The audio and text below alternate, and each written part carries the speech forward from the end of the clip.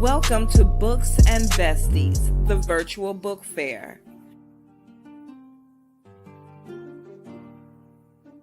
Share this link with others and get ready for something awesome.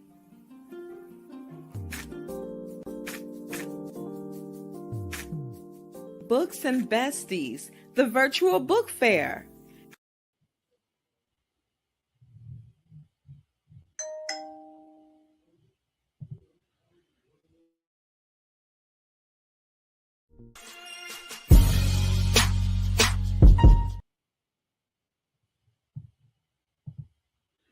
Good morning.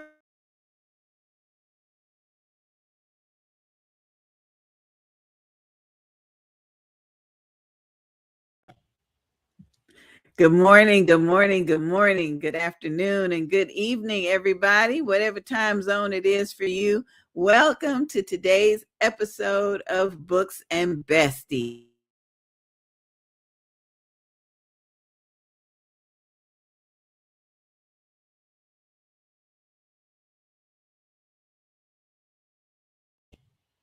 I am struggling with my microphone just a little bit, so we're gonna rebuke all that technical issue, and it is not going to affect the rest of the show. I'm claiming it in the name of Jesus. Anyway, I am the Queen Bee, Dr. Angie BEE. I'm your co-host today, and it is cold in North Florida. There is a freeze watch for Jacksonville, and I am bundled up. I'm going to remain bundled up as long as there is a freeze watch. So hopefully it's warmer where you are, or at least you're accustomed to the cold weather. We Floridians, we ain't too crazy about it. So Books and Besties is our weekly show that features entrepreneurs, community leaders, ministry leaders, and fellow authors. And we strive to bring you an eclectic collection of guests, and today we've got some wonderful guests lined up for you today. So before we get started with them, I want to bring in my co-host and associate producer, author Avalon S. Brown. Good morning. Good morning, everyone. Good morning. Good morning. Yeah, we staying warm today. Yeah. Like she said, some of us is accustomed. So it's a warm 33 degrees here with a little light snow. 30. Whew. Okay. I love you. You could do all things through Christ who strengthens you, but he ain't strengthened me for that kind of weather. He decided to do something a little bit different. So what you been up to this week, girl? Well, finally, I finished the last two grandchildren books, the last two youngest one, the 5-year-old and the 2-year-old. I finally finished their books. So that's all the grandchildren. So I'm going to start focusing on the nursing. And just as I said that, my son, he's starting to teach his daughter how to play the guitar because he plays the electric guitar. So now he was asking me, can you write a book about a father that's teaching their daughter how to play the guitar? So I got to get that done now. That is so cool, Avalon. That is so cool. I'm so proud of the legacy that you're leaving by adding this collection of books that are about your children and your grandchildren. That is such a sweet concept. So sweet. I may have to write something about my niece. You encourage me to write something. I'm sure it's going to spark up the other two grandchildren, the one that's 14 and 12, because the one that's playing the guitar, she's 12. So, of course, they're going to want a second book, too. I'm pretty sure once they see it. Yep. And you're self-publishing all of your books, correct? Yes, I am. Yes, I am. How is that process compared to getting a publisher or paying a publisher? What's your experience been? Well, I've saved a whole lot of money. Mhm. And once I looked into the type of publishing companies that I was dealing with, I found out that they're doing the same thing pretty much what I'm doing with self publishing. My thing is, I just have to make sure I have an editor on board, which I do, thanks to Angie B. But Yeah. with the children books, you don't have to write a whole lot on, because I do a page of words, maybe one sentence or two, and then a picture to go with my sentences. So that's, but my regular books, I'm working on some of those, usually need to go through an editor. So for me, now that I have learned the process, it's not Mhm. hard. I can kind of whip through it, and now I can help others. Working with Angie, we help others publish their books too. So, yeah. Absolutely. Absolutely. Tell us about the latest book that you're helping. I know you're working with a gentleman and he's getting his book ready. Tell us about that process. Yes. So that book is a very good. Now, working with him was a little different from what I normally do because he's up there in age. So I pretty much we did Zoom sessions where we went chapter by chapter writing the book and helping him. He had written it, but he needed to put it in order. So I would have Zoom sessions with him, and he would share his manuscript on the screen, and we would go line by line, helping him remember stuff to put it in order. Yes. So we finally finished that last week. Oh my Yes. goodness. Yes. Congratulations. Yes. That's good. I know there are alternate ways to get your story out. I know some people they will hire us, Angie B Productions, hire us to dictate their story. They'll tell their Right. story to one of our team members, and then she will transcribe it. She's a former court reporter, so Mm-hmm. it's right up her alley. And I know some people are using AI assistants to talk and get Transcribe. their Yes. books written. Yeah, yeah. Mm-hmm. But in every case, you always need a good editor, like you Mm-hmm. said. You definitely do, because AI is only as good as we make it. And Right. right now, we're not making closed captions are, even on TV, closed captions, sometimes they miss it, they mess up. So Mm-hmm. we always need somebody with a dedicated To eye to, proofread. Yes. yeah, Yeah. yeah, yeah. Well, I know that we've had a couple of guests in the past that are now supporting the show. The very first one is Dr. Doretha Smith. So I want to introduce you to her latest commercial, and then we'll get ready to welcome David Shabazz. He is waiting in the wings for us. So, yeah, here's a little bit of information about Dr. Doretha Smith. Chosen, the Lord God with a master plan. Dr. Doretha Smith's book has an inspiring message of faith, purpose, and divine guidance through heartfelt reflections and spiritual insight. She reminds readers that God's plan is always perfect, even when life feels uncertain. This book is a call to trust in His timing, follow His directions, and embrace the unique calling He has placed upon your life.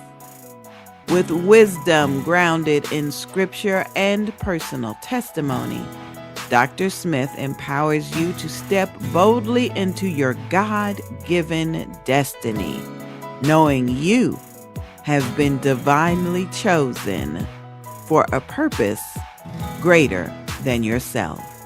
Divinely Chosen, the Lord God with the Master Plan, written by Dr. Doretha Smith. Search for Divinely Chosen Lord Master Plan on Amazon. And don't forget to leave a review. Yep, Yeah. that's Dr. Smith's new book, and I'm excited about it. I'm excited about it, and so I'm glad that we're introducing her book project to our audience. Yes. Mm-hmm, mm-hmm. All right. Tell us about David L. Shabazz, and then we'll bring him on in. Yes, David Shabazz is an accomplished author, scholar, and cultural historian with a passion for uncovering the untold stories of an African American achievement. His latest book, Pro Wrestling's Black World Champion, third edition, is a groundbreaking work that documents and celebrates the rich, often overlooked legacy of Black wrestlers who broke barriers and claimed the highest honors in professional wrestling. Dr. Shabazz is a former newspaper reporter and a radio newscaster. He is a dean of the College of Arts and Science at Kentucky State University and holds the ranks of Associate Professor of Communication.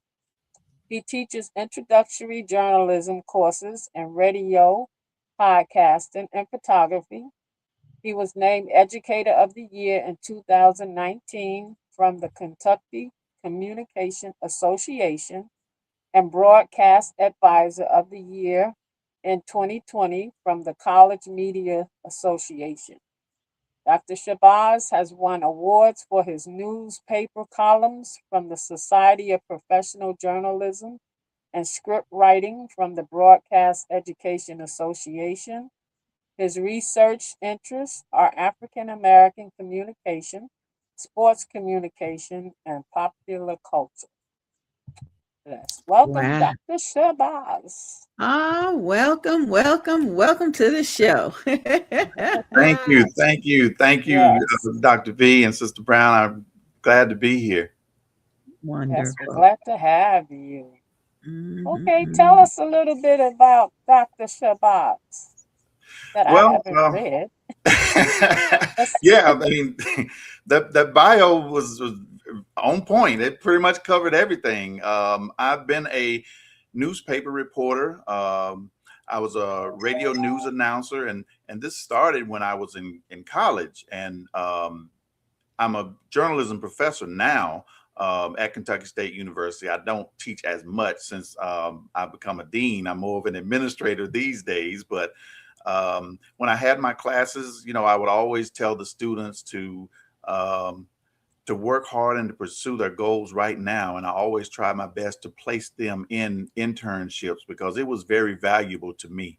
I started working when I was a junior in college, and I became the news director at a radio station my senior year. I was fortunate. I was an intern, and it turned into a job for me because a new company had bought them out, and they basically fired a lot of people who were there, and so they kept one person, and he brought in a new staff. And since I was there doing the news as the intern, he made me the director. So, I mean, you just have to be in the right place at the right time sometimes. And that's taking advantage of those opportunities. uh, Definitely, definitely. so tell us about the pro wrestling and why you wrote this book. Yes, Pro Wrestling's Black World Champions. Um, Try to make a long story short, my brother Julian really started writing about Black wrestlers in 1999. He wrote Black Stars of Professional Wrestling. And at that time, there were no books on Black professional wrestlers at all. Maybe one or two. I mean, there were some newspaper articles like that, but that's about it. My brother, when he passed in 2020, he had wrote a small ebook called Black Stars of Pro Wrestling's Black World Champions. And it came from an article that he was commissioned to write from a magazine. And he turned that into an ebook. And going through his things, when I found that, I was like, okay, this would be a good way to, pay some respect, pay some homage to my brother. And especially since there had been a few more, he put the original ebook out in 2009. And so there were about 13 people in that book, and only like 9 of them were really, I hate to say bona fide champions, but there was some asterisk with with a couple of them.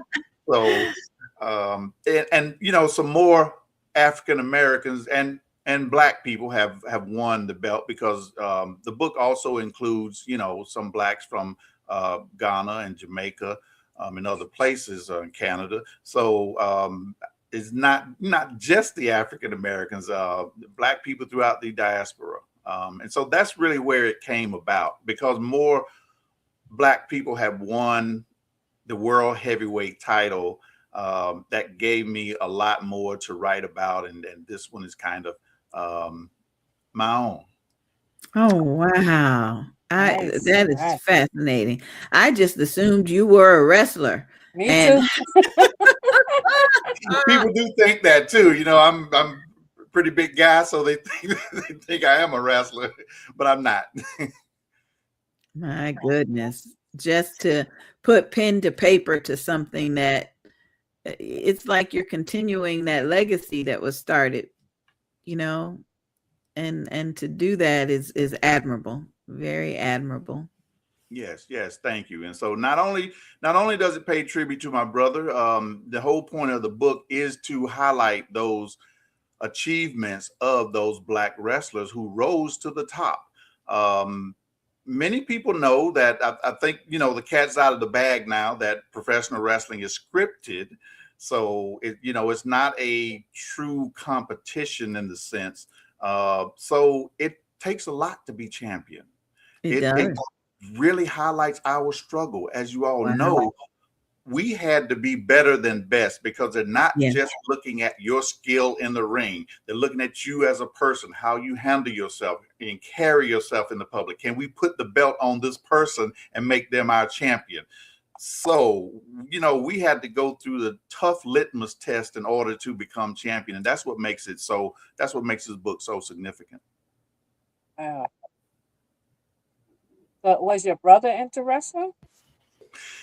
Yes, my whole family was. We grew up as kids watching pro wrestling. You know, when your mom and dad, grandma, everybody is watching wrestling, it's on. So, you know, we grew up watching it. Wow. Fascinating. I've just in the past year started paying attention to wrestling because my daughter and son-in-law watch it. And it's like I know that it's scripted, but it still looks painful. How do they not get hurt? You know, it is. And many times they do get hurt, because one of the biggest issues that they have is that, and they have to, you know, they never retire in that business. They never truly retire. And one reason is because there is no retirement. There is no insurance, because they do get hurt. Insurance companies, it would be so sky high for them to have insurance on themselves, because people, you know, especially if you hit a person right there in front of the audience, you can't fake that. You got to hit that person. And, you know, and sometimes the person actually gets hurt. Many times, actually. Wow. Yeah. That is amazing. Listen, I want to put your contact information on the screen. What do you prefer, an email address or a website? My website, davidlshabazz.com, and from there, my socials are there: Instagram, X, Facebook. They're all linked from my website. And you can put my email address on there as well. That's fine if anybody wants to contact me. I got it. davidlshabazz.com. All right. So my interest was piqued because you have a background in radio, and so do I. So tell us a little bit about that aspect of your life. You know, that was the job that I had in college. And radio was always something that I enjoyed.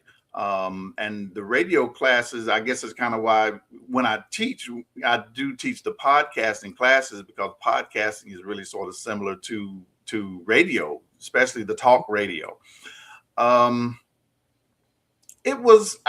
in that role of the news person, I was really more of a news reporter. I was out gathering news and interviewing people, and I had the morning drive, and so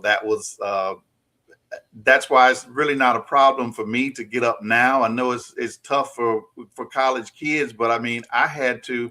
I went to Benedict College for my undergrad in South Carolina.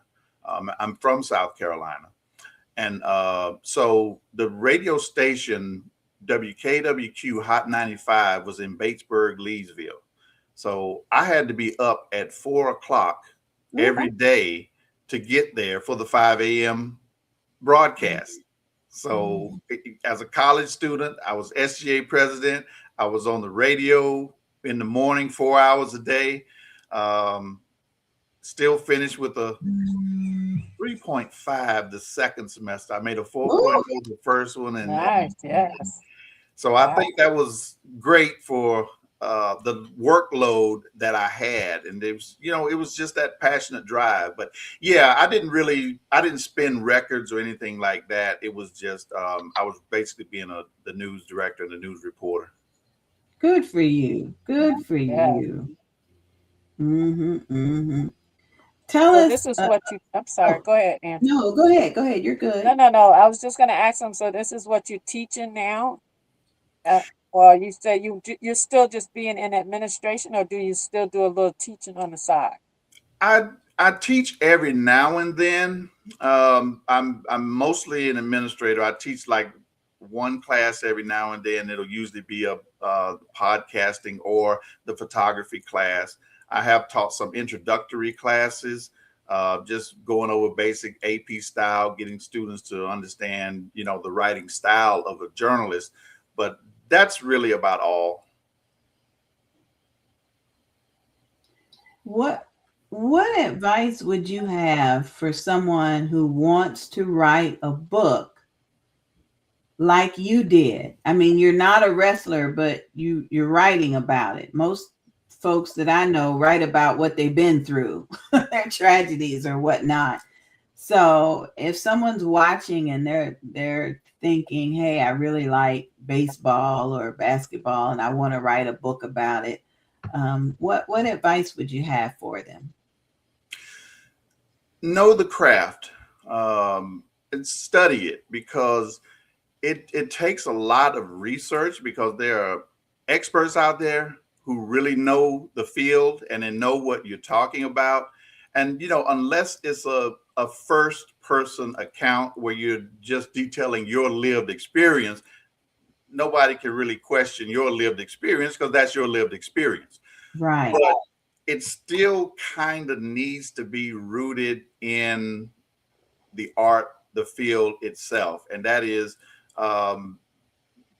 you need to use the language of that particular field. Let people know that you actually know what you're talking about. But definitely go for it. I'm self-published. I'm working. I can't really say too much, but I'm working with a professional wrestler right now, and we're working with a major publisher. And so that, and I know you all were talking about that earlier, and that is a lot different. It's good in a sense, because it really relates to a lot of what I have to do at the college when you're writing proposals and writing grants. And those are the kinds of things that you have to do. You can't just sit down and write it when you're writing, because you're trying to sell this to a major publishing company. They don't know what's in your mind. They don't know your ideas. So you're going to have to write out that proposal. And that's really good for even a self-published author. What are your chapters? Who is your audience? Who are you trying to sell this to? What are you trying to do? What's your competition in the field? Where do you plan to market it at? Those are all of the kinds of things that everybody should do, whether you're published by a major author publication or self-publishing. Right. You're right about that. I learned that. Right. I learned that, how to do the query letter and the book proposal. Yeah. Yeah.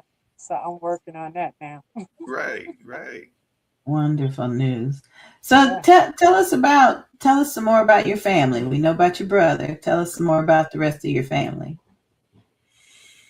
Um, I grew up two-parent home. I was and it's a shame you kind of have to say something like Say that. that. Yeah. Yeah.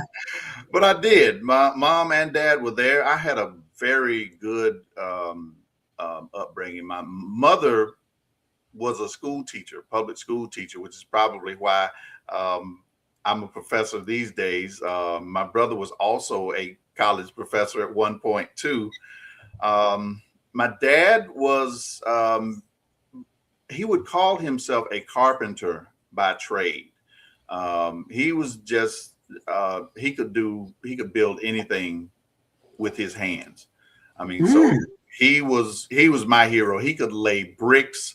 I mean, and other masons and carpenters bragged about the kind of work that he did. I mean, and these were other people in the field who knew it.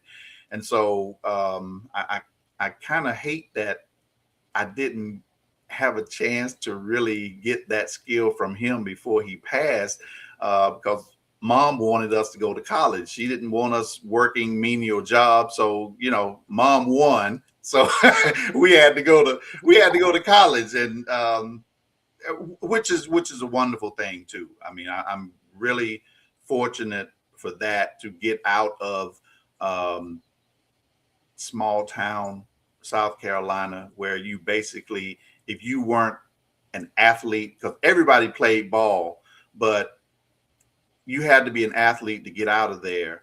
And I believe things have changed now, and I don't want to go down a negative road here, but there were administrators at our high school who basically did not push mm, Americans. yes. They Yes. wanted you to win while you were playing for them, but they Right. did not help you go on to college or go on to a career Right. anywhere else. They just let you go to work in the cotton mill, and that was it for you. All of Mm, this great talent, they did not help anyone at all. And I hope the people there now are really helping the kids. But you know, again, we were able to get out because I had a mother who was a school teacher, and then she was going to make sure that we get to college. Unlike, you know, a lot of people who don't have parents who went to college, they don't know how to fill out the applications and how to right. get their children into Mhm. college. Right. Um, so I'm definitely, you know, I feel blessed on that end, because I had a parent who went herself. My mom was a first generation college student, so she understood the trials and the pitfalls and everything I had to go through. Benedict College was where she went, and so she knew that she could get us into the college that she went to. I don't think she really thought that her um, my brother passed before he finished his doctoral degree. Mm, mm, Uh, I was a little disappointed. I won't say their names, but I was a little disappointed that they did not go ahead and grant him the mhm. degree, because that wasn't his Mhm. fault. He's there, he's working on it. It wasn't like he had just started the program. He was working on his Yeah. dissertation. Uh, Wow. so we both have well, I have a doctorate degree, and he was almost about to complete his. So Mhm, yeah, mhm, mhm. Wow. that's me. Nice. That that's important to know, because Yes. Yes. you're right. It's a rarity to be able to say you had two parents in the household. It's a rarity, but it is very encouraging. Um, Hmm. and you know, I know that some parents stay together for the sake of the kids, and some parents sacrifice to be able to send their kids to college, and it I even unfortunately have a young man in my life who feels like he's not mature enough to go to college, and Mm. attending college helps you become mature, and so I hope he's watching today so he can be encouraged that You know, whether you got one parent, two parents, zero parents, college is still, even if you just go 1 year, it opens up your mind to Mhm. so many more possibilities than high school did. And so that is my prayer for that young man. That's my prayer for him. Yeah. And I thank you for that. And you can give him my email and have him contact me, and I'll do whatever I can to help him get into a college. I'd love for him to come to Kentucky State, but any college that he wants to get into, that's fine. And I'll do everything I can to show him the ropes and how to get in. Hey, amen. Yes. Amen. Amen. Yes. Praise the Lord. Yeah. Thank you. Thank you. Thank you. Thank Mhm. you. Well, listen, it is the bottom of our first hour, so we got to play just a couple of little videos. I'm going to put you backstage and then bring you back in and as soon as we get finished, Brother David. Yep. Oh, my goodness. I'm so excited. Yes. Yeah. Okay. So we talk about our individual books, but we've also been publishing anthologies. So this is information about our next anthology. We're going to have to get Brother David involved with this one. I've had wives and I've had friends. We'll be right back, everybody. Had wives and I've had friends. An anthology for women written by the men we are trying to love. Gentlemen, you are cordially invited to become an author by sharing your thoughts and experiences in our anthology. Tell us about your love for sports. Tell us about your love for grooming. Tell us about your love for gaming. Tell us what you want us to know. Submit your bio, headshot, and your story, along with the submission fee of $250. Send it to author Avalon Brown 165 at yahoo.com, or you may send your info to Angie BEE Presents at gmail.com. An anthology for women written by the men we are trying to love. I've had wives and I've had friends. Brought to you by author Avalon S. Brown and me, the Queen Bee, Dr. Angie BEE. Wake up and turn your Saturday all the way up with Mornings with Angie BEE. Every Saturday from 8 to 10 a.m. Angie BEE is bringing you the hottest and newest Christian hip-hop music with a message, beats that bless, and vibes that lift your spirit. Whether you're getting ready for the day or cruising through the weekend, Angie BEE's got your soundtrack, faith, fire, and flavor. Don't miss Mornings with the Queen Angie BEE every Saturday, 8 to 10 a.m. on City Worship Radio. Every woman has a room. Every story builds the house. Rooms inside her, an anthology. Rooms Inside Her will be a powerful anthology that explores the deeply personal, yet universally relatable stories of women from all walks of life. Purpose and impact is to celebrate the diverse voices of women and their experiences, regardless of background.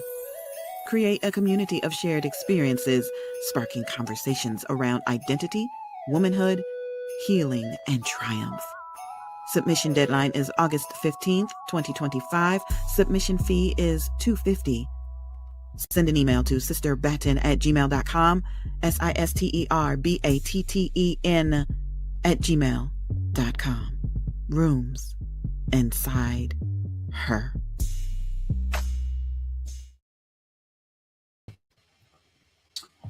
Yep, that's Rooms Inside Her.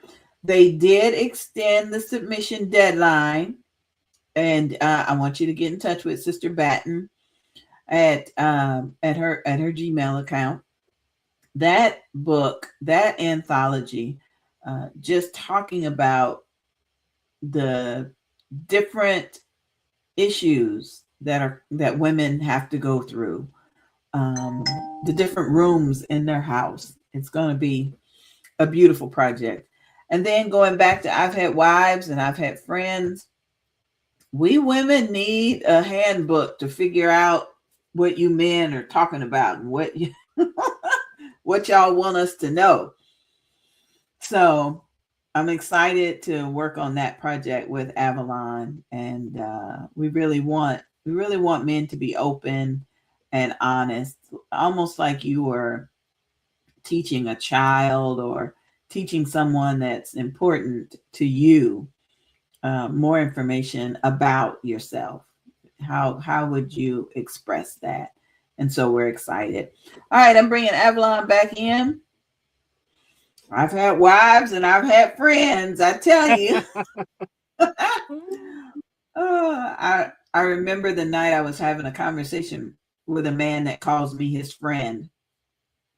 And I asked him a question about something Bible-based, Daniel or somebody. We were talking, Solomon and Queen Bathsheba. I think we were talking about the two of them. And he started off his response by saying, listen, I've had wives and I've had friends, and this is what I've learned from each of them. And I wish I could have sat down and taught them more, but this is what I got. And I thought, that's a great title. That's a great reason, a great purpose. So yes, it would be interested to see what they have to say. So listen, Brother Shabazz, if you can hang out with us for just a little bit, we want to introduce Lori LaCarl. Lori has just joined us, and we're going to chat with her, and then we're going to bring Dr. Shabazz back in so that they can meet one another and talk. So, Avalon, tell us about Miss Lori. Lori LaCarl is an author, a self-proclaimed easy peasy peace practitioner, and a woman-centered coach. She is on a mission to promote her peace-centered healing habits every chance she gets through writing, podcasts, and serving her clients both in groups and one-on-one. Heart-centered, intuitive, and fun-loving, Lori has a passion for guiding those seeking grief relief, caregiver relief, and support in loving themselves free from health issues. With her hard-won wisdom and her proven peace-centered healing habits, she's a lifelong teacher, retired teacher, and she's trained in several areas of healing modalities and is working toward additional certifications. Lori is a Jersey girl, a grateful grand, and was a devoted daughter to her aging parents from 2014 to 2025. She lives, she loves, and laughs to the fullest every day. She has a journal and she has some new books out. Gracefully support your aging parents. 5 simple steps for devoted daughters, and it'll be coming out on bookshelves in March. All Let's right. introduce Lori. Well, welcome to the show, Miss Lori. Welcome, welcome, welcome. Thank you so much. I'm thrilled to be here. Thank you very much. Lovely to see you both. And you look super comfy, Angie. I don't know if you're with the snow and all the chilly weather that we're having here in Jersey, but if you are, that's spot on. I said I'm in Jacksonville, Florida. Oh, you North are? Florida. Oh, okay. Yeah, North Florida ain't accustomed to freezing temperatures. So I said, I'm going to wear this show today. I know. Just because I can. I told her here in Jersey, we have a nice warm 33 degrees with some light snow. My goodness, it is cute. Oh, goodness. So, Lori, I know we just heard your bio, but tell us something that's on your heart today. Tell us what's on your mind. Well, you know what? That's a great question. Thank you. What's been on my heart recently is just the sense more and more that we need to come together in community as often as possible Mm-hmm. to uplift each other, to share our gifts, to extend, hope, prayer, light, whatever, because it just seems that without going into much, there's so much going on around us that we Yes. don't have control over Yes. and can really, really get us down so quickly and Mm-hmm. so far down the rabbit hole. And so I know what it feels like to go down the rabbit hole from many tough issues in life. And that's why I really strive to help other people to either not go down the rabbit hole or at least catch themselves early on and come back up.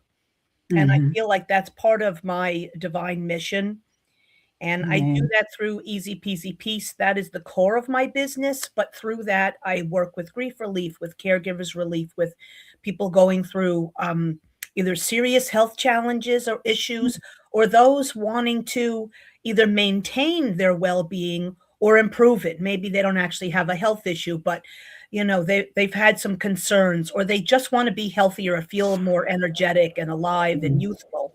And those are topics that I've lived big time, and that I have, as I like to call it, hard won wisdom. So those are Mm. my tops, and I actually can work with anybody who's looking to increase their peace. I have so many tools, or what I call peace center healing habits, that Mm. work. They either directly can help with healing, or they open the space up for the person to start to heal. And Yeah. so I really can help people on any topic, and I'm happy to do that. But right now, I have programs for Rise Above Grief, Caregivers Relief is coming out soon, and these are all one-on-one. And then I'm also offering now Prioritize and Revitalize Your Well-being, Empower Yourself by Maximizing Your Health. So those are Mm. my big ones, but I will do more as I go along, and I'm just loving it. I'm loving the books I'm writing. I'm loving because I just know that they'll help people. You know how it is that, as they say, you turn your mess into a message, and I've had a few big messes, so I've got a few big messages as well. But I can help anybody with anything. So, yeah, and I love to do Wonderful. Right. so, obviously. Wonderful. So tell us Mm. about these three new books you have out. Well, it's funny. Some of them I had ready ages ago, and they all just ended up coming out at once. I had to keep getting after my publisher to get moving. But this is one actually that people can get for free on a Kindle version today and tomorrow. Zen in 5 to 10. Raise your vibe in minutes. Quiet your mind, lift your spirit, and ease into peace. So that's free today and tomorrow. I love this because I picked out the cover. The publisher did the font and whatnot, but I fell in love with this starfish because I feel like the starfish says it all. Talk about relaxing and Yeah. peaceful and, and just loving life. So I love that cover. And then grief relief, as you know, I was on your show prior for this. Grief relief, 3 healing habits for dealing with loss, and that's been out. That's my longest running book at this point. And then I have a journal that came out. Like I said, 3 books came out at the same time, right before Christmas. Easy Mm. Peasy Peace, the journal. This has prompts and affirmations and quotes and lots of writing space. And the inside is nice because it has the clouds and whatnot, like the cover does. So the publisher did a really nice job on that. And then the third one, I don't have a visual for, but it looks just like the Easy Peasy Peace journal. It's 100 affirmations on Mm. peace, and it's sold separately, but it's an accompaniment to the journal, and it's all about peace or related to peace. So yeah, and I like author Avalon mentioned, I have gracefully support your aging parents. 5 simple steps for devoted daughters, which will be out in about 2 months, maybe sooner, but just to be on the safe side, I'll say 2 months. So, Mm. yeah.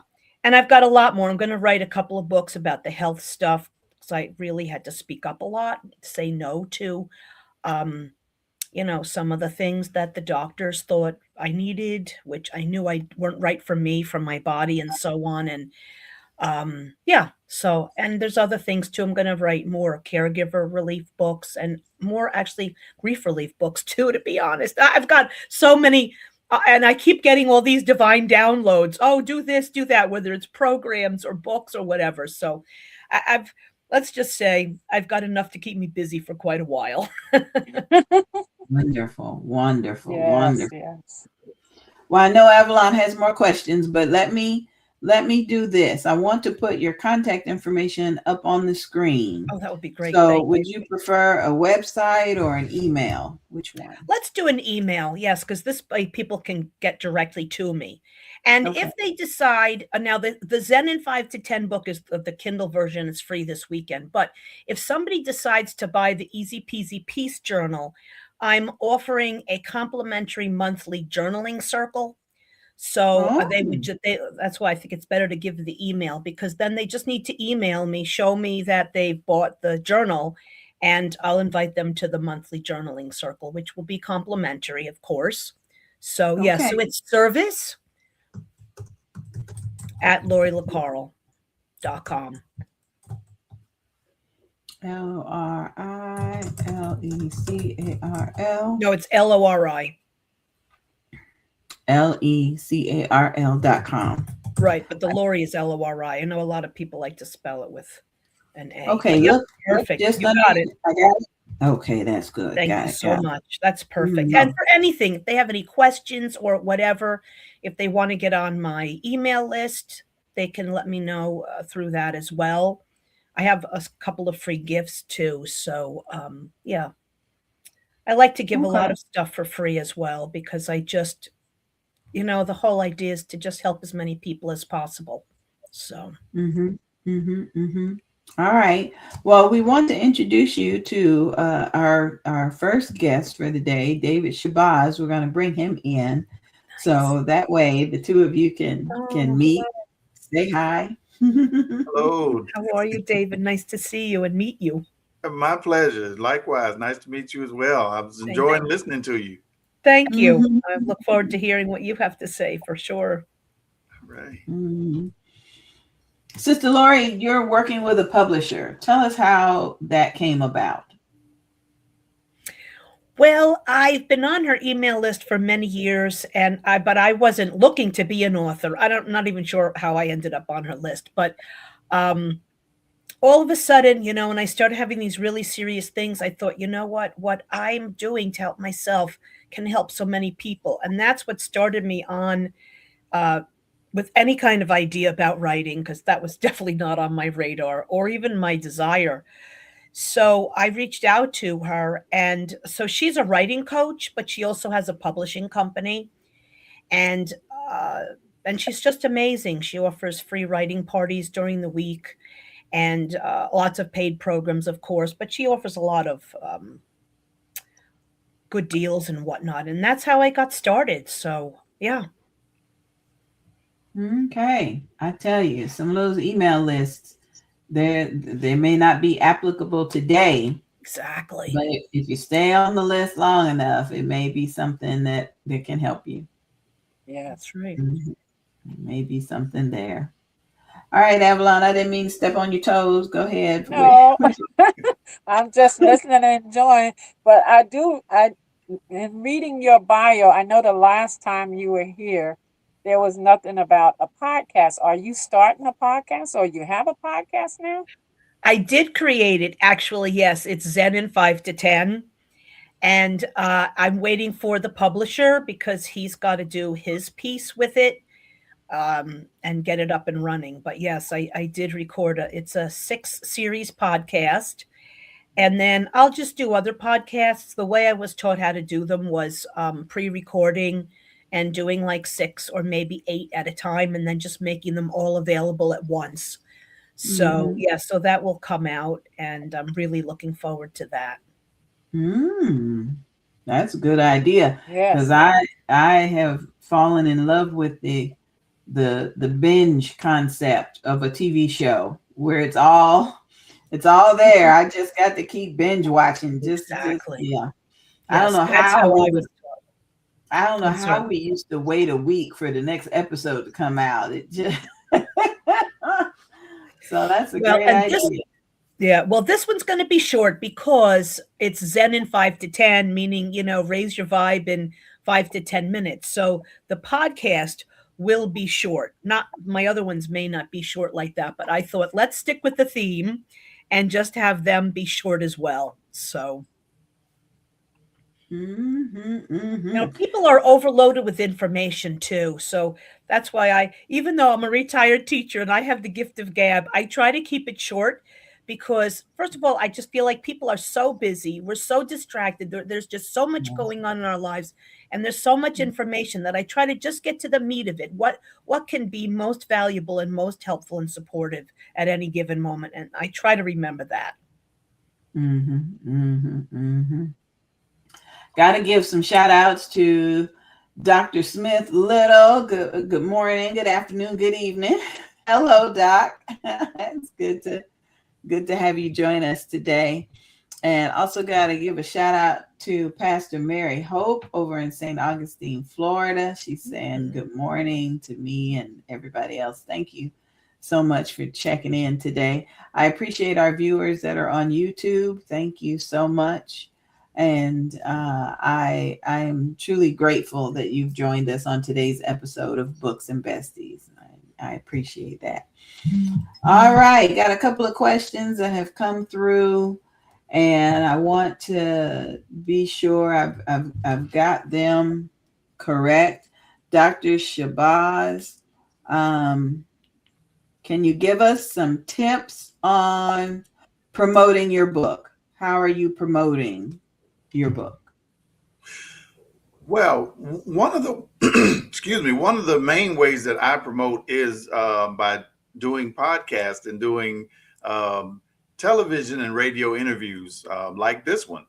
I also make appearances. I go to book festivals, and that's really great to be in person where you can meet the audience and sign autographs. That's really that's just, it just gives you a good special feeling when you're there, because to meet those people, and some of them have never even read the book before, but they've heard about it and they like the conversation that we have, and they end up buying the book. So I mean, it's just that bonding with the audience, I think, is one of the best ways of selling books. But I also advertise as well. I think it's also important to there's really no such thing as just a pure organic. You just put it out and it's all of a sudden takes off. No, you have to either promote through socials or by advertising like the big major publishing houses do. I mean, so it's not this illusion of things going viral. They don't just happen on its own like that. Right. Now, it could, depending on a well-crafted message that you put out. So it's definitely possible. But those are the ways that I promote. I do advertise. I'm on radio and television, podcasts, and the book festivals, number one. Yeah. Go out to festivals. Yeah. Yeah. I sell more books at book festivals than I do online. So I get it. Yeah. Lori, same question. How are you promoting your books, and what advice would you have for someone else? Well, I have about 3,000 people in my community that are on my email list, and I use Facebook, and I'm exploring other avenues. The writing coach slash publisher just started this month, actually, taking turns promoting the books that come through her publishing company. So that was a new wrinkle. Actually, that just happened this past week, and I was very pleased with the results. So I'll be having her advertise another book for me next month.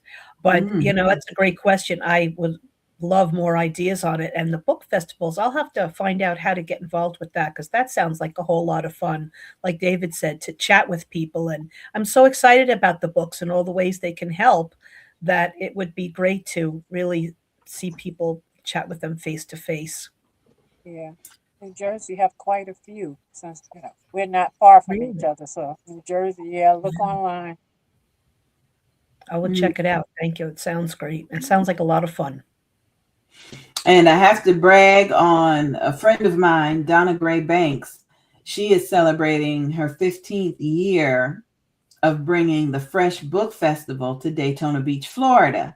It takes place in January. This year is the last weekend of the month. I've got to get myself together because I'm gonna be a vendor.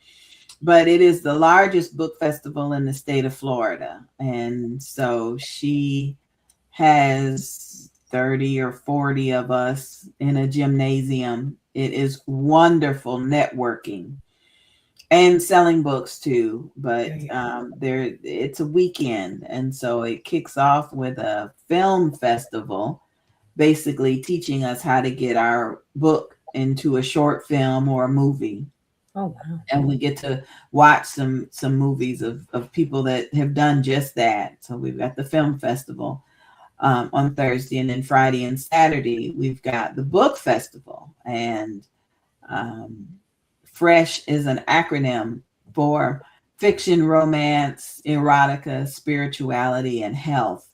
So pretty much your books will fall into any of those categories. And the community is good about coming out to support. We've got some schools that will bring their children, and it's just a reunion of sorts, because we've got so many authors that have come year after year after year that you get to see them grow. Every year it seems like they've got a new book or a new film out. And so, yeah, if you search for book festivals, I'm pretty sure you can find one in your area. And when you're ready to get rid of the snow, you can come to Daytona Beach in January.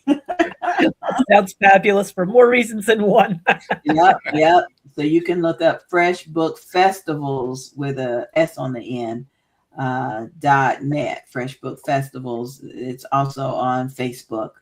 And I know they're sold out this year, but they open up for registration early. I think she opens it up in June or July for the next January, because it sells out so quickly. And that way we already know who we're going to see. So Avalon's right. Book festivals, they are the way to go. They are the way to go. You're not going to sell a ton of books at a book festival. You're just not.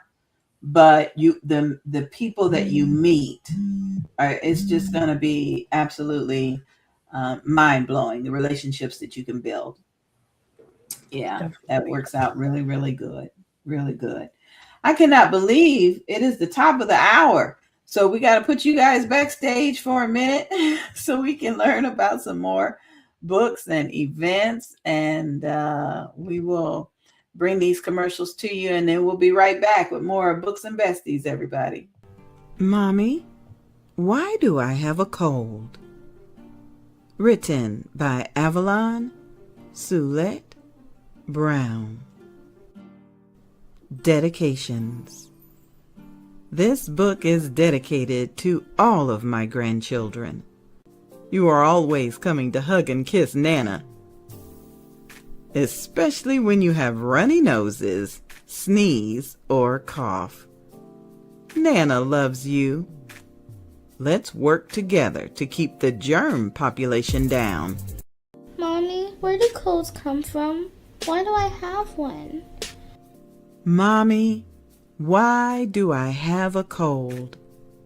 Written by Avalon Brown.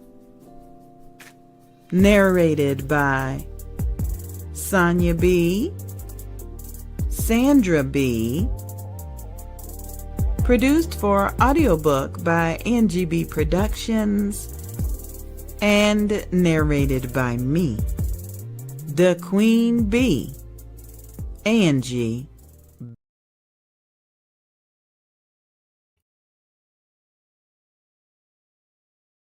Living with anxiety and depression can feel like you're drowning. Come join a tribe that will help you press through parenthood and life. Maternal Matters Favored mmfavored.org.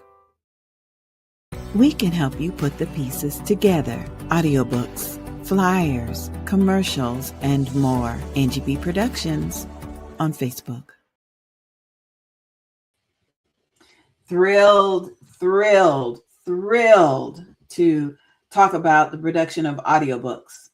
I tell you, there are so many authors that don't even consider offering their book as an audiobook. And you're basically saying that everybody has to understand your written book just because you don't want to provide it in other languages to benefit those that maybe cannot comprehend English as their first language. Dyslexia can cause people to avoid reading a book. So Angie BEE Productions, we pride ourselves in producing great audiobooks that not only will reach the ears of those that need to hear it, but will also reach the hearts. We've had people that have purchased the audiobook first and then went back and purchased the printed book. It helps to build literacy. And so Angie BEE Productions is absolutely thrilled to produce audiobooks for you. Just get in touch with us. We'll give you a quote. You can send your information to evangelistangieb@gmail.com, or you can always send a text to 407-914-6519. That's 407-914-6519. And we'll definitely get you a quote. I got one more little video that I want to show you. I know it's early. People aren't even thinking about September, but I'm thinking about Alopecia Awareness Month. I got my hood on because it gets cold up top. But I want to introduce our upcoming event for alopecia awareness. 10th annual Bold, Beautiful, and Bald Beauty Bazaar Fashion Show. Saturday, September 19th, 2026, at the Hampton Inn, Jacksonville Beach, located at 1515 1st Street North, Jacksonville Beach, Florida. Donation is only $10. Call 407-914-6519 for vendor and admission information. The 10th annual Bold, Beautiful, and Bald Beauty Bazaar Fashion Show. Don't miss it.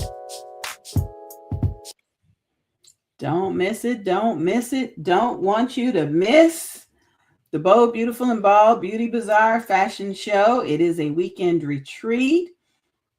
It kicks off Friday with the all-white photo shoot.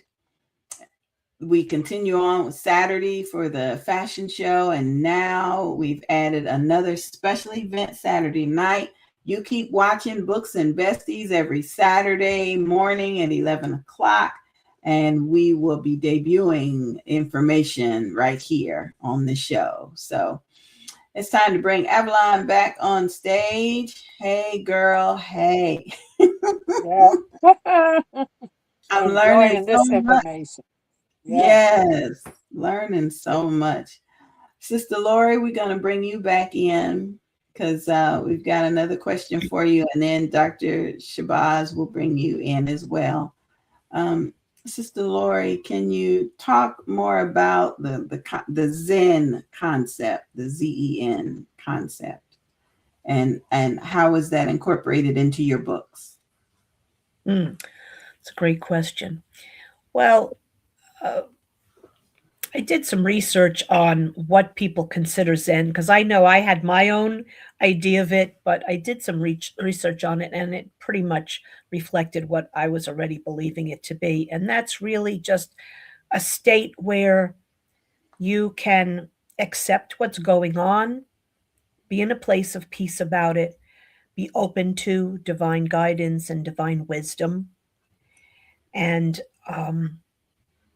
yeah, just coming from a place of peace and getting back there. I mean, that's what my book is about, is, getting back to that when you lose it, Mm, not how you've been living, how do you get to it? And I like to say piece by piece, PIECE, piece by piece, moment to moment, day by day, because there's a lot of things that take us out of peace, PEACE. oh, yes. I feel like, particularly in the times we're living in at the moment, not for nothing, it's just so easy to get knocked out of it. And so it's just really a continuous practice of, what do I want to experience? And like I said, I was gravitating to the Zen-like state. And so that's why I felt I would write the book in that way. So, but basically, it's just about coming from a place of peace and returning to it, accepting what is. We don't have to like it, we don't have to agree with it, and we can do everything in our power to make those changes, and then accept that, we might be limited in an area, but we can always choose how to respond. We can choose whether we let it continue to get us down, or we can choose to uplift ourselves and let go of whatever parts of it we can let go of, even if we can't let go of the whole thing, especially if we're involved in it. So, yeah, so Zen-like state, I would say, is a relaxed state where you're accepting of what is, you're at peace with it, you're open to guidance and to the divine, and you choose to return to it when you realize that you're not there, or there's Mm, yeah, which, believe me, mm, I struggle with it. I don't, say any of this thinking that I'm, a master at it. It's just, I have all these tools that can help people, and sometimes I forget. Sometimes I get stuck in that, whatever it is, disturbing of my peace, and I forget to use my tools too. I mean, so it's a great reminder for everybody, including myself. wonderful news. Wonderful. We're going to bring back Dr. Shabazz. Hey, glad you're back. Hey, I'm glad to be back. I need you both to know how much I appreciate you for being on the show today. It seems like the information that you're sharing is right on time for me, right on time, because for David, there's something near and dear to my heart that I wanted to write about, but I really didn't think it would be well received because it's not something that I've experienced. So just your testimony today has encouraged me. Yes, I'm gonna work on that project. I'm gonna work on that. Great. Even if it's just through my eyes, that should be enough. So thank you for that piece of encouragement. Absolutely. Mm-hmm. And Sister Lori, thank you for reminding us that peace of mind is like putting on the oxygen mask first. You still got to take care of you first before you can take care of anybody else. Yes. And the best way to do that is to have peace of mind. So thank you so much for that. Thank you. Yeah, that's important. Love being here. Thank you. Mm-hmm, That's important. mm-hmm. So, Lori, is like part of your teaching, when you're coaching people about grief and losing your peace. I mean, is there a part in there to show them or have them recognize before it happens, someone that's going to come and cause you to lose your peace, for them to be able to cut it off before it happens? Mm. Wow, that's a great question. That is not a part of it at this moment. But I will definitely do some thinking on that and see what I come up with. I promote how to discover early on, to notice right away when something's heading in a direction that somebody doesn't like, and different things that they can do to head that off and so on. But Yeah, I would say for that, that's just intuition, how tuned in somebody is to their intuition. If they get a sense that, something isn't quite right about the person or the situation or their surroundings. So, I mean, that's off the top of my head, that's what I would say would be the intuition. And, Mhm. sometimes we're not so tuned into it or not tuned in quick enough. Mhm. It's one thing I've learned over the years to really improve on for myself is, really pay attention because sometimes we get messages in Yes. one way or another and we ignore them, and we're not sure, Yeah. well, that doesn't make sense or, where could that have come from? And I've learned many times over, oh, I'm sorry I didn't listen to that little divine nudge I got or that little Right. inkling, right? Yeah. Right. Yeah, so I still make that mistake at times, but I want to think that I'm getting better and better at being tuned in and Right. really listening. Yeah. It is really important to it Mhm. is really important to listen to our hearts and our minds and the Holy Spirit. It's Exactly. definitely Yeah. if we don't do anything else before we get out of bed every morning, we need to listen to what's going on. I Right. read a statistic one time that talked about the high levels of heart attacks that happen early in the morning before Yes. people even get out of bed because I, I just have to think that if we're not paying attention to what's going on in our bodies before we get out of bed, that sets the tone for our entire day. Mm, And yeah, it's amazing. We have to have some peace of mind. Yeah. yeah. Mhm. And like you say, prayer. I mean, prayer helps to keep us tuned in too. I do a lot of that. Like you said, before I get out of bed in the morning, I Mhm. pray throughout the day. I pray at bedtime. So I do, keep myself prayed up as much as possible and that of my loved ones too. But Mhm. yeah, Mhm. Mhm. Yeah. Because it's work. It's work to keep your mind in an elevated state yes, where yes. you're at that state to uplift your mind like that. It's work sometimes. Hmm. Mhm. Mhm. That is great. That is great. So, brother David, what's next for you? What you gonna be working on next?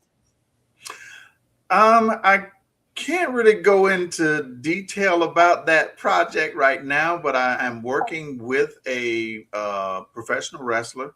Oh, We're working on a book, and it's going to have some other associated projects with that. I'm not at liberty to say right now, but that's the next step, and I think it's going to be, and it's still relevant to wrestling, but it's a broader scope. It's actually mm, looking at um, more of the impact and wrestling in society. I Mhm. think I can say that much. okay, okay, Yeah. I good. had that question in my mind before when you was talking about your book. I was wondering if you knew any of the wrestlers that you had in your book already. Yes, yes. I've actually interviewed quite a few of them. I've interviewed Mark Henry, uh, worked with Stevie Ray from Harlem Heat. I've interviewed Ron Simmons, who was the first African American world heavyweight champion. I interviewed Ric Flair, who was probably one of the greatest champions around, and because Ric Flair has pretty much wrestled everybody who is anybody, so to talk to him was great within itself. But yeah, I've met quite a few of them. Wonderful, wonderful, wonderful. Lori, what you working on next? Well, this is something I've been wanting to do for a while, and I'm starting this month is to go around speaking at assisted living facilities. And that I'm going to be speaking about grief relief. And if I get to go back to these places, then I'll widen the scope. But one thing I found with caregiving was there's a huge amount of grief in that, And even after I lost my parents, there was still a lot of grief around the caregiving. So I'm going to focus on grief relief, but also particularly the caregivers' grief. Mm. And yeah, so I'm really looking forward to that. I'm starting out with the facilities where my parents were and actually where they passed away. It was two different facilities. And then we'll see where it goes from there, but I'm looking forward to that. That is so Yeah. needed. I lost a cousin, and the funeral was yesterday, and the church live streamed it so that I could see. But you know how they ask people to come up and speak for a couple of minutes. These two young ladies came up to the microphone, and I remember thinking, who are these girls? Are these cousins? I couldn't recognize them, but they said that they had been my cousin's caregivers in the facility, the morning shift and the night shift.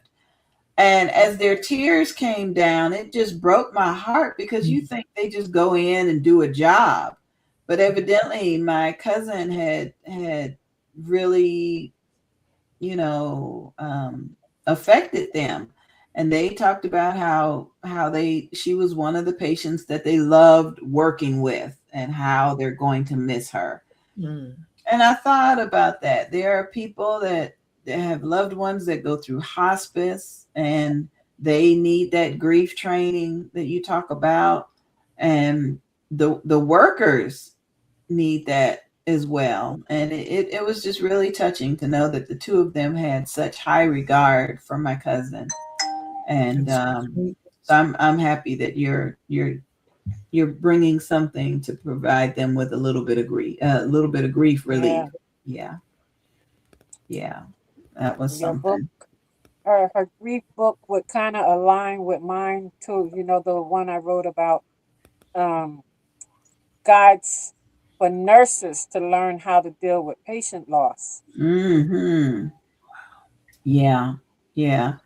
That was something that really connected me to you, Avalon, when we first became friends, that you were on the floor when COVID came out as a nurse, and all the people, the patients and everybody that you had to deal with. That was my question. How do nurses go home and leave that at work? And so I'm happy about your book that you put together that deals with that. That is wonderful. Yeah, well, my grief relief book is for anybody that's dealing with the loss. But yes, Yeah. that is a part of it for sure.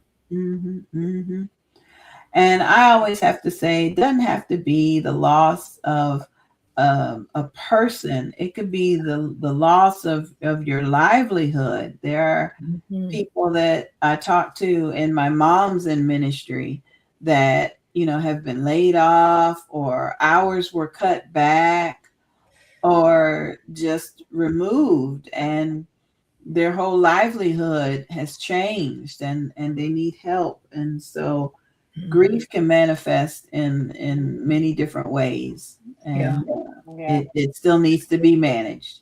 Yes. Well, I tackle that in the book because that was one of the things that happened to me when I had serious health issues.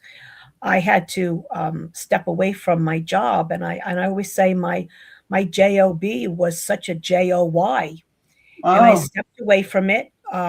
And was just a hot mess with the health stuff for many months. But my boss saved my job for me. And then when around the time that I was supposed to go back, I still wasn't okay, and I couldn't understand it. Anyway, long story short, there was a cancer diagnosis. So I ended up having to tell my boss, I'm not going to be able to come back. And the grief, first of all, the grief just for the months I wasn't going to work was overwhelming, and it did not help me with my healing. I think it just made healing so much tougher for me. And then when I had to give it up completely, that was 3.5 years ago, and I still struggle with it very much. So yeah, that's one of the things I tackle in the book.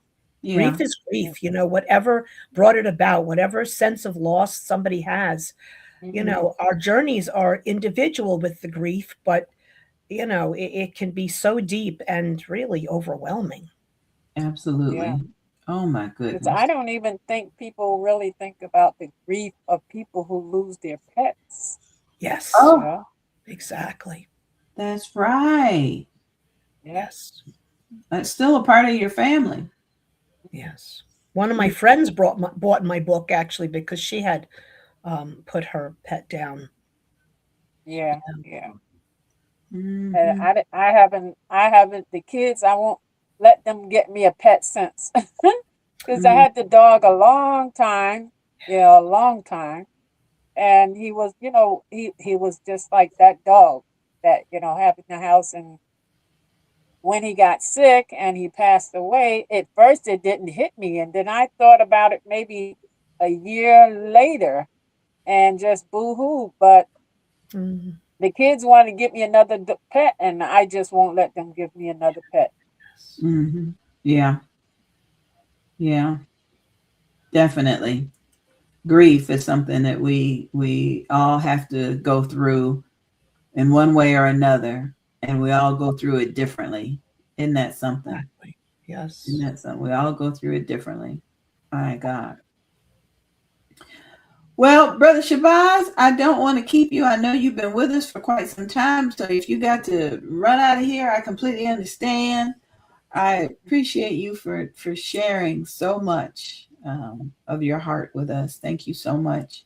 And Yes, thank you. I do appreciate being on here, and the podcast has just been excellent and very professional. I really appreciate it, and thank you all for having me on here so much. It's been wonderful. no problem, no problem. So we'll put you backstage, and if you have to skedaddle, we understand. But if you can stick around just a little bit, we generally try to do something on the show that helps other authors. We really, really try to help them as best we can to learn about self-publishing, finding a publisher, hiring a publisher, and the essentials.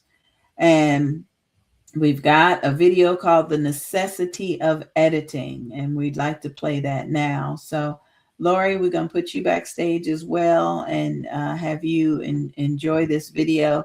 And we'll be back with more of Books and Besties in just a bit, everybody. The necessity of editing. Hello, my name is Sonia, and I am a professional content editor.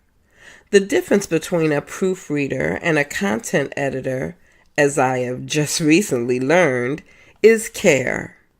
A proofreader, though still respecting the boundaries of punctuation, which are very important, often will not clean up the statements that you have looped together and presented as a periodical. A content editor will read, proofread, punctuate, and clean up your content as necessary. Both are crucial, especially if you are nervous about your English skills. Today, I would like to talk to you a little bit about the necessity of editing. I am the type of person that catches the error before seeing the content. One of my biggest gripes is seeing an error on an obituary. What? Oh my goodness, these are the last words that anyone will ever read about you. Even in grief, spell check still works. I encourage you, write your own final words if you believe that your loved ones will leave grammatical and spelling errors unchecked. But I digress. In this time of artificial intelligence, I have found that our God-given intelligence has disappeared. Grammarly, ChatGPT, and those electronic assistants are convenient as a starter, kind of like a recipe for a dish. However, just like a good cook goes back and ensures they have included everything and even enhances that recipe, a great author still needs to go back over their work and finalize before completion. If you do not want to do that, I implore you to hire someone that will. A fresh eye makes a world of difference. The written word often shapes a picture of the author by the reader. When synonyms are used interchangeably, adverbs are tossed about incorrectly, and punctuation is just doing its own thing, an avid reader will lose interest in the plot and grow tired of making corrections in their head. Some authors happily pay a photographer or even an artist twice as much as the book is being sold for, just to ensure that their headshot catches the eye of the reader. However, their lack of having a second eye proofread and edit their liturgical baby leaves the reader of your masterpiece distracted and missing the point of the story. I will never forget mourning a grandparent. These arrangements of hers were taken over by a distant relative who was believed to be capable of handling this huge responsibility of presenting this decades-old life in a single 5x7 page. The misspellings of names, cities, and even occupations brought new tears to my eyes. Not only were some of these facts able to be easily researched, but the lack of care and concern before this final complimentary life story went to print was appalling. The necessity of editing is clear. I equate reading a book to watching a movie. However, you're able to place it on hold with a bookmark versus a streaming remote.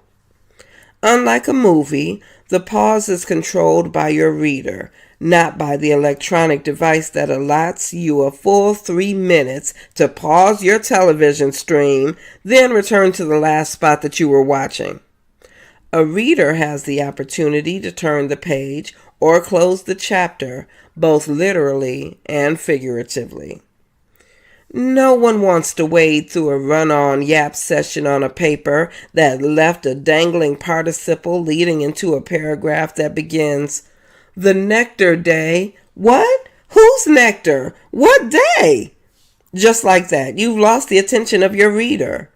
Sure, they may come back only to run into a new scenario that begins with two people speaking without proper identification, properly identified punctuation, and then this turns your reader's moment in time mental escape into a deep pondering chore, i.e. work.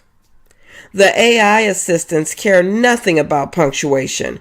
Their job is to lay out their opinion of what you'd like to hear and read, and your plight is to build on it, while an editor's delight is to clean it up for the reader. The joy of a content editor is to take your raw thoughts, words, and emotion from babble to brilliance, from wondering to wonderful, from an unfinished read to a page-turning pleasure. Friends and family are excited that you have decided to delve into this new chapter, pun intended, of your life. So criticism about your incorrect usage of your versus your won't be shared with you. However, your audiobook narrator will find themselves starting over and over again, potentially losing that new reader joy that's expressed in their voice. It's gone, and so is the listening. In conclusion, nurture your book as one would anything born from their loins. Create, spell check, give it to your hired content editor. The passing of your book from your eyes to proofer eyes will correct your missings and enhance your musings. I personally care enough to make you sound your very best. I am Sonia B., and I approve this message.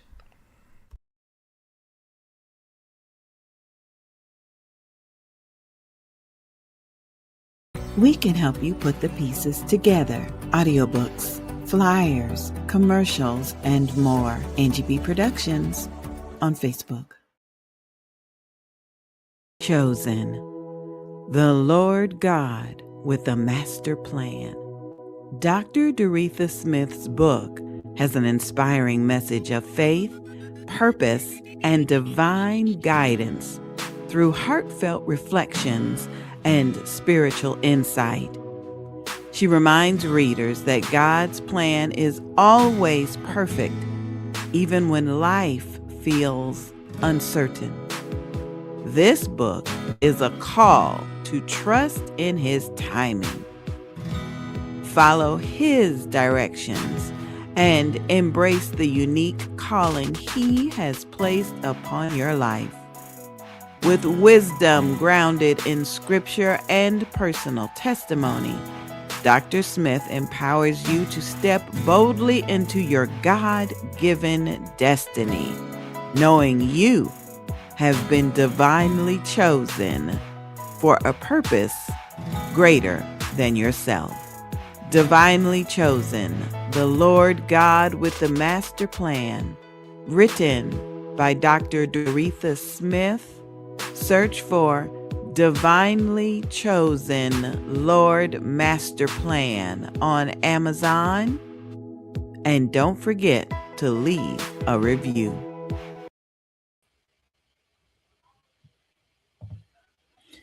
Yes, yes, yes. Leaving a review is so important to authors and other readers alike. I know that when I was learning about Amazon, because they didn't have Amazon when I was a kid, but when I was learning from my children about Amazon, they make it a point to check the review before they purchase something. And whether it be a kitchen item or a dress or whatever, they like the video and the print reviews that they get to read on Amazon. And so we authors need those same kind of reviews. For some reason, people want to know what other people think about something. And that is a really important aspect. So thank you, Dr. Doretha Smith, for reminding us that as we purchase these books, and even as we feel compelled to use products and services, leaving a review is very important. Very, very important. Okay, it is almost time for our next author to join us, and we're going to bring her in just a little bit. But right now, we're bringing in Avalon. Avalon, Yes. I got a question for Miss Lori, but I'm not sure how to ask her. It just came across my text message, and I don't know. So I think we're gonna bring Miss Lori in, and I'm gonna ask her this challenging question. I hope I'm up for it. Oh my goodness. I saw it and I was like, oh, I don't know. I don't know. The question is Zen a religion? Oh, that is a great question. Yeah, do you Well, it consider is from Buddhist tradition, okay. but I don't, me personally, I don't see it connected to religion. I just see it connected to basically a choice. I would like to and try to and strive to live this way as much as possible, but it Okay. is connected to the Buddhist tradition. Okay. Okay. Well, phew, thank you. I was trying to figure, should I reword it or no, I'm just going to ask it the way it came. So Yep, thank just you. give it to me straight. Thank you. Thank you. Thank you. Okay, we're going to put you backstage again so Avalon can tell us about author Crystal. I hope Crystal. I'm Crystal. Okay, hope I'm saying her name correctly. Go ahead, Avalon. Okay. Crystal, her pen name is Crystal Sharif, but she goes by C Page. She's a small business owner in her hometown. She's been an avid reader since she was a child and told by her fifth grade teacher that she would be a writer one day. She can't remember the name of the book that she wrote at that time, but she do remember it was about a dog that could talk. She Oh, started writing many times as an adult, but she never finished a book until recently. Her book, called Two Sides to Every Story, was published in November. The book is about a woman who meets her dream man only to find out her dream man is not who he says he is. The book was inspired by events that happened in her life. wow. Welcome to the Yes. show. Welcome to the show, sweetheart. Welcome to the show. Take yourself off of mute so we Thank can you hear for you. having me. Oh, you're Mhm. welcome. Thank you for being here. Yes, of Yes, course. yes. I appreciate it. Sounds like an intriguing book. Yes. How Yeah. did you come across the concept of it?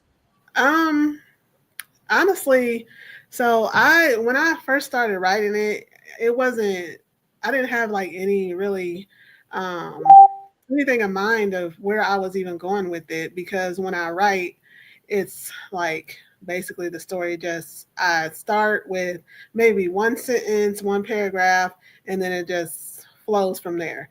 So I Mm, really had no clue where I was going with it because I don't do outlines. I just write from my head. So but as I finished it and I started reading through it and everything, I was like, wow, okay, so this really has a lot to do with you and the things that that I've been through personally. But I wasn't looking at it like that when I was writing it. I was just kind of going with the flow. Um, so the book it's has a lot of drama. Um, Things from jealousy, childhood trauma, um, people ignoring red flags, a lot of things that I do sometimes. So um, mhm. there's a lot really about just life and love and relationships. Um, and it's really like for my first book, I'm super proud of it. Um, it's getting it out there is a little trying as a self-published author, but I'm hoping that people will start to pick it up, read it, and just see that. I'm hoping, anyways, that my story inspires other people, especially people that have been through a lot in their life, as far as like um, misuse. They People take their kindness for weakness and take advantage of them and things like that. Yeah, So yeah, I'm hoping that this story, Two Sides to Every Story, will inspire other people. You have absolutely. the book. You have the book I with you. do. I do. I have the book. It looks like this. Move it over a So, little bit. Two Sides to Every Story. I don't know. I didn't put a picture of myself on there, but that's the back. And that's the front. Looks like that. That's a thick book. That looks like a Yeah, Bible. Look at all them yeah. pages in the book. You have Yeah, a lot to tell. I think it's like almost 200 pages, but Oh, and there will be a part two, so Wow, there's I more to tell, probably huh? yeah, I probably could have kept going, but I was like maybe I'll do like a cliffhanger and then I'll do the second part of it. okay. So Okay. yeah. Listen, I want to put your contact information up on the screen. Do you Okay. prefer an email or a website? Email. Okay, tell me what it is. It is Page, so Page, the letter Mhm. C as in cat. So page C dot company and company spelled out at gmail.com. Okay, I think I got it. There you are. All right, that's good. That's good.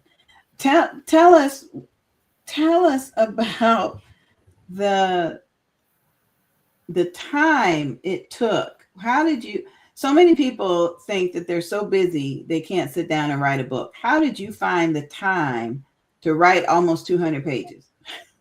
Um, so it takes time because I feel like I'm I'll write a few things and then I'm off to do something else, and then I'll come back and I'll write some more, and then I'll get on Facebook or something, and then I'll go back to writing.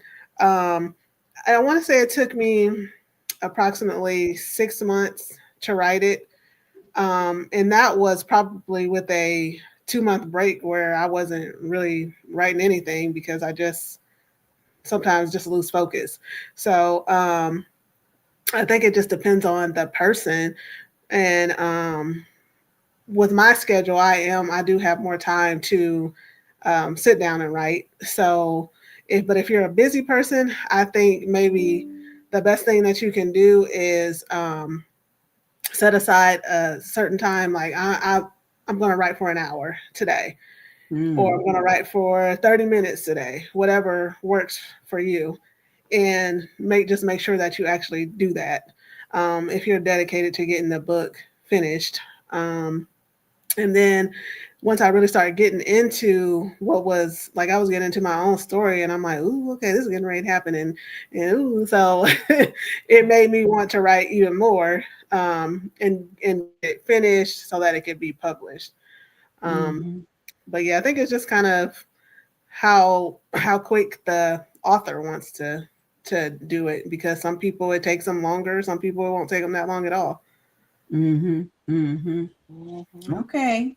You've Yeah. encouraged me. An hour a day. Yeah. Yeah.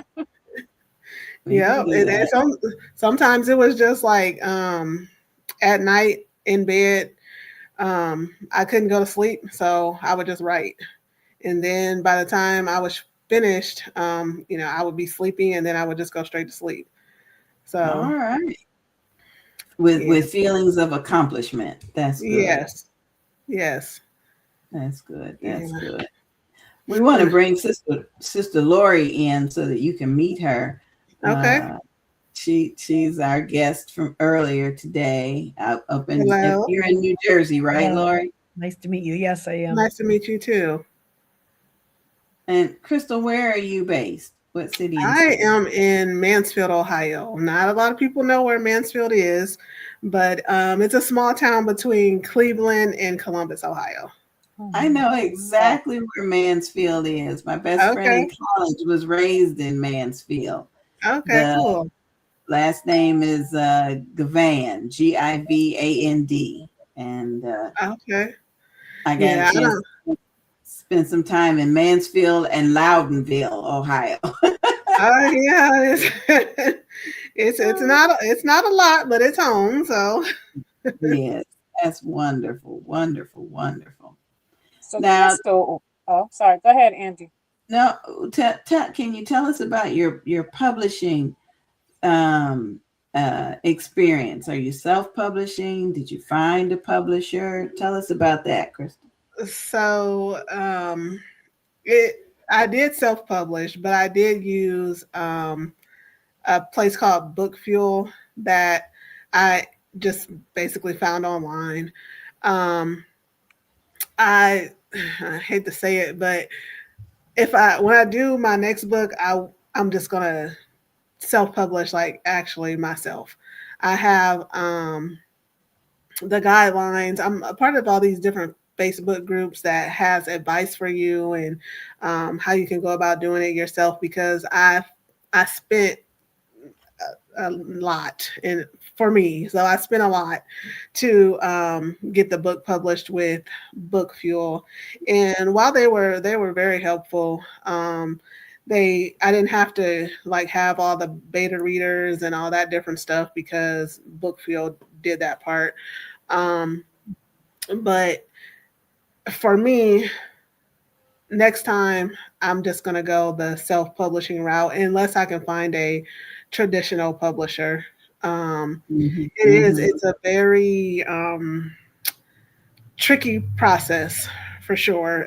When you're first starting out and you really don't know what you're doing, a lot of people are just excited. I want to get this done and I want to get it out there so people can see it.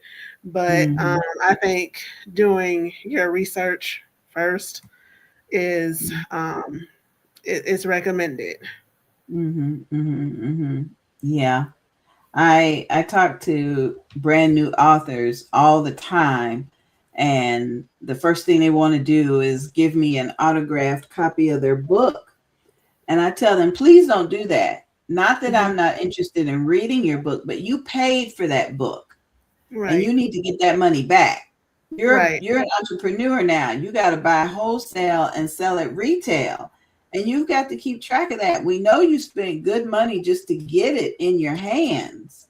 Right. So just send me the PDF, and it's okay if it's not autographed. I know it's from you and came from your heart, but that is a really big aspect of becoming an author, because you're automatically becoming an entrepreneur. You have invested your money from your light bill, your gas bill, your water bill, your phone bill. You invested good money into getting this book published. And so you don't need to just give it away. You really don't need to. If it's going to be for a birthday gift or Christmas gift, that's something different, because you want to invest in yourself in terms of gift giving.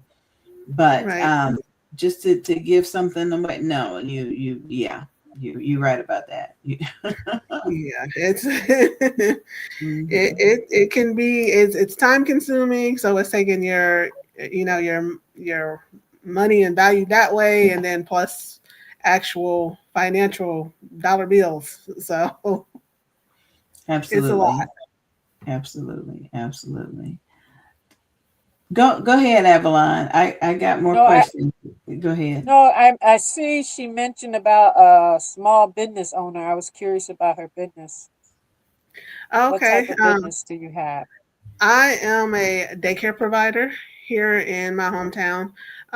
It's a small daycare. It's called Lorene's Little Learners Child Care, and it's named after my maternal grandma.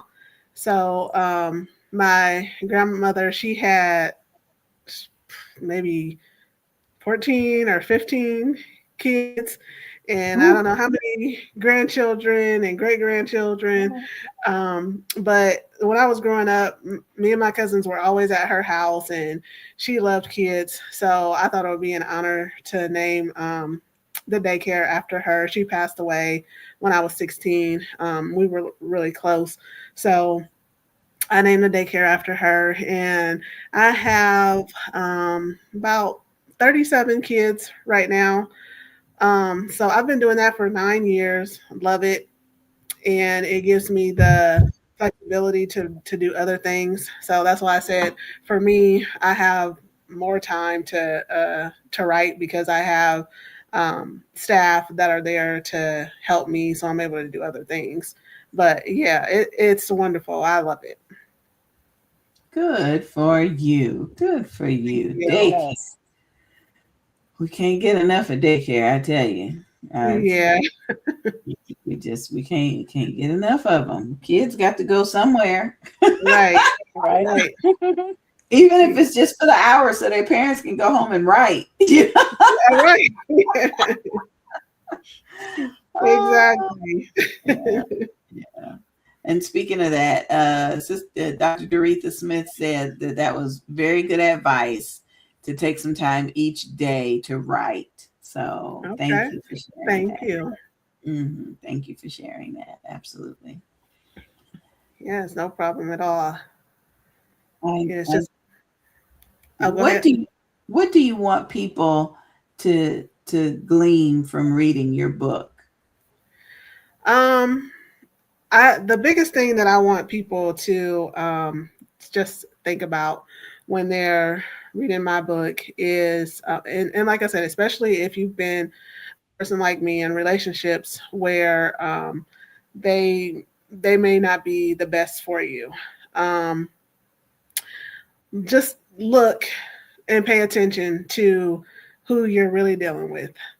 Everything that, the saying, everything that glitters is not gold.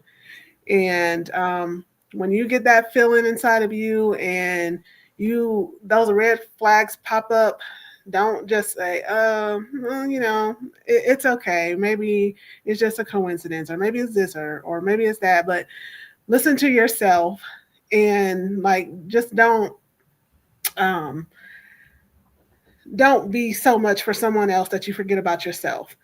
And also that it's okay. It's okay to leave, no matter how long you may have been in that situation. It could be 5 months, 5 years. And a lot of times people are like, well, I invested so much and I don't want to let this relationship go because I put so much time into it, so much of my even money just from gifts and all that different stuff. And I don't want to let this relationship go. But you see, this relationship really is not going anywhere. That there's that nagging feeling inside of you that it's okay to leave and live your life for yourself. So that's the biggest thing I would like for people to get out of it. That's beautiful. That's beautiful. It puts me in the mindset of attending college. You attend college and you're investing your time and your money and your energy, but at a certain point you need to leave. You need to right. So maybe that relationship that you've invested was just a learning pad. Exactly. Don't stay in it just because. Yeah. Right. Yeah. That is and incredible. it hits more. I think it hits way more people than we realize. And the other thing is, a lot of people say, oh, I feel so dumb and I feel stupid that I held on for that long. But it's not that you're dumb or that you're stupid. A lot of times, just to put it plainly, you've been tricked. So you thought that someone was a certain type of way, but in the heart that you have, you probably were like, oh, I love this person, but that may have never been the person from the beginning. So no, you weren't dumb. No, you're not stupid, and it's okay. Things happen in life, but you don't have to stay somewhere where you're not valued or you're not getting what you need from that person. Right. I had a divorce attorney tell me that the person you're divorcing is not the person that you married. So very true. Yeah. And then you want to contact Lori for information on grief, because that's a loss. Yes, it is. Yeah. It's a huge loss. Mm-hmm. And that's why sometimes people go back. Yeah. Trying to fill that gap. Fill that. Yeah. Yeah. It's better than they'll say it's better than finding somebody new and going through the whole situation again. I may as well just go back to what I was doing. So you see it a lot. Sure do. Thank you for sharing. You're very welcome. And thank you for letting us know about your book. I'm getting text messages from a couple of people that say she'll be getting an email from me. Yeah, awesome.